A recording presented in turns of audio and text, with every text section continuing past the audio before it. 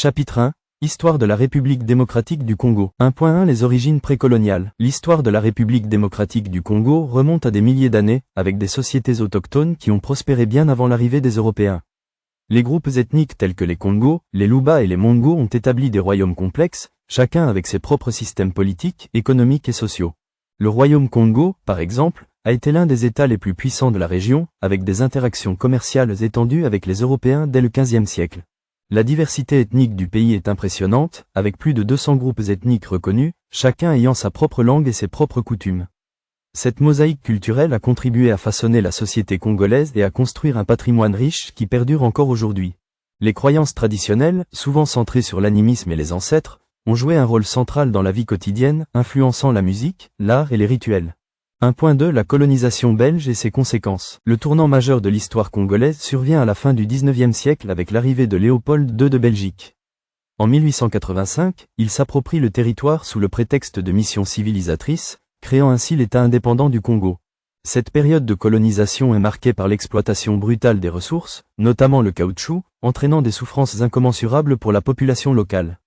Des millions de Congolais sont forcés de travailler dans des conditions inhumaines, ce qui conduit à une tragédie humaine sans précédent.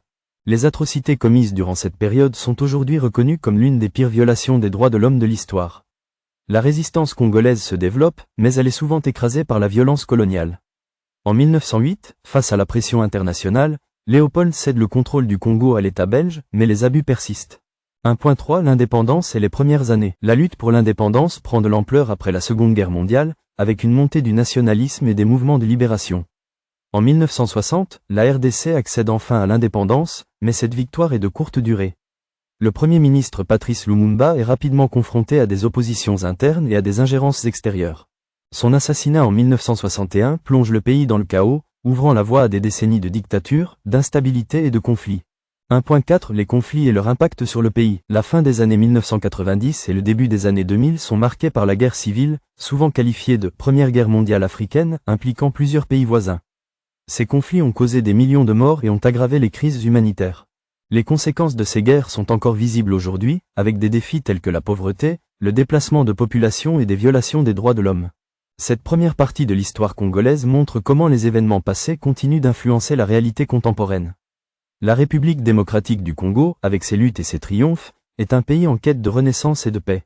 Dans les chapitres suivants, nous explorerons la richesse de sa géographie, de sa culture et des défis auxquels elle fait face aujourd'hui, tout en gardant à l'esprit les leçons du passé. Auteur, Samuel Sabaoth Badibanga Keba.